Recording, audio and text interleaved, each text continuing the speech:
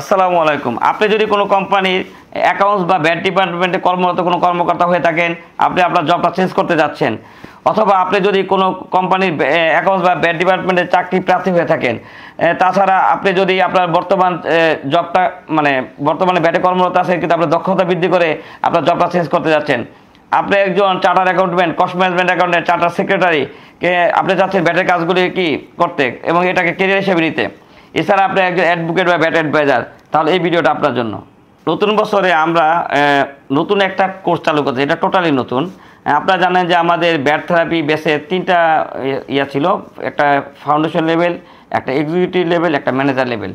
আমরা অলরেডি 5টা কোর্সের ঘোষণা দিয়েছি, যার মধ্যে 3টা সম্পন্ন হয়েছে আর 2টা অনুষ্ঠিত হবে আর কি। ঠিক কথা অনুযায়ী আমরা ব্যাট থেরাপি এক্সিকিউটিভ লেভেলের প্রথম বেস শুরু করতে যাচ্ছি। এই কোর্সটা শুরু হবে জানুয়ারির 3 তারিখ, 2025 সালের জানুয়ারির 3 তারিখ, এবং ক্লাস হবে প্রতি শুক্রবার সকাল 9টা থেকে বিকাল 5টা। যেহেতু বন্ধের দিন এবং অনেকে ঢাকার বাইরে থেকে আসবেন, তাহলে স্পেশালি আপনাদের জন্য এটা ডিজাইন করা হয়েছে। আর আমাদের এই বছর ক্লাস হবে মোট 12টা ফ্রাইডে, মানে 12টা ডে লং কোর্স হবে। তাহলে বুঝতেই পারতেছেন কোর্সের ব্যাপ্তি কতটুকু। এখন এই কোর্স সম্পর্কে আপনাদের ধারণা দেয়। এই কোর্সটা হলো বিশেষভাবে দেখেন, আমাদের অলরেডি ফাউন্ডেশন লেভেলে 3টা বেস অনুষ্ঠিত হয়ে গেছে এবং 2টা বেস এই কোর্সের সাথে সাথেই শুরু হবে।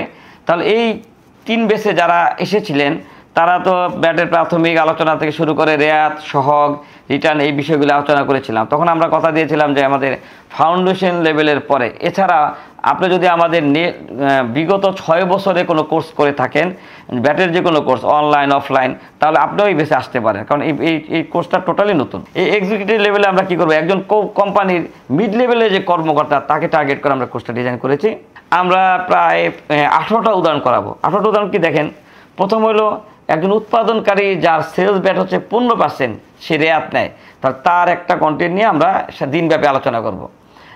আমাদের যেহেতু 12টা দিন, আমরা তাহলে একদিনকে 2 ভাগে ভাগ করতে পারি। সকাল লাঞ্চের আগে একটা সেশন, লাঞ্চের পরে একটা সেশন। আর 1 মাসের কন্টেন্ট নিয়ে আমরা আলোচনা করব। পুরো 1 মাস, 1 তারিখ থেকে 30 তারিখ পর্যন্ত যেই 30 দিনে যেই কার্যক্রম ঘটে ওটাই উদাহরণ আকারে কি আলোচনা করব।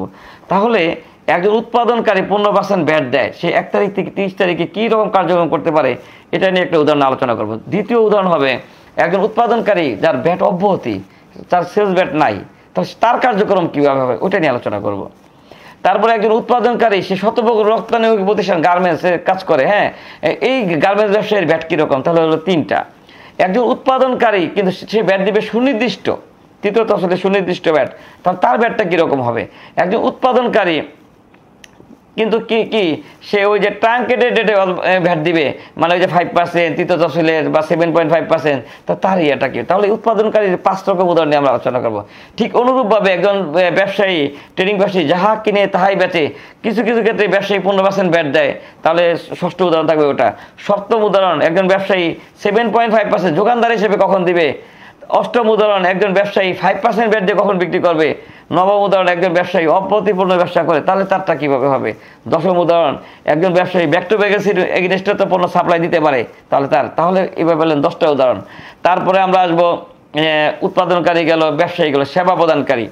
একজন সেবা প্রদানকারী সে 15% পণ্য বিক্রি করে, একজন সেবা প্রদানকারী 5% পণ্য বিক্রি করে, একজন সেবা প্রদানকারী অব্যাহতি পণ্য বিক্রি করে, একজন সেবা প্রদানকারী সে সুনির্দিষ্ট পণ্য তো বিক্রি করতে পারে। এইভাবে যে সব সেক্টর আলোচনা। তারপরে আবার আমরা আরও 2টি স্পেশাল উদাহরণ রেখেছি, যে একজন ব্যবসায়ী 15% পণ্য বিক্রি করে আবার অব্যাহতি পণ্য বিক্রি করে, তাহলে আবার কীভাবে রাখবেন, পাশাপাশি 2টা রাখবেন।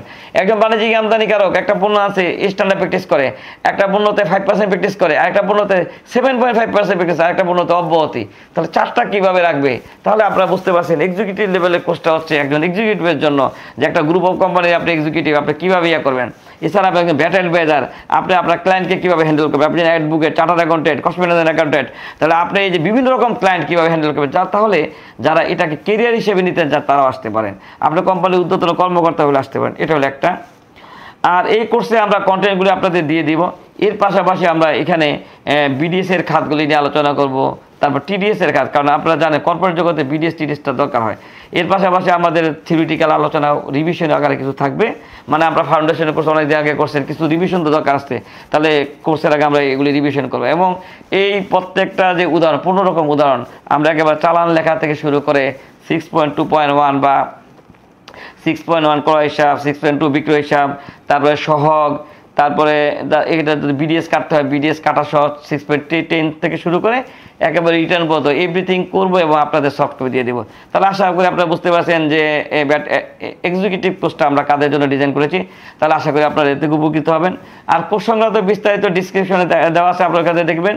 এছাড়াও যদি আপনাদের আর কোনো জিজ্ঞাসা থাকলে আপনারা কি স্ক্রিনে দেওয়া নাম্বারে ফোন দিবেন অথবা অফিসে যোগাযোগ করতে পারেন।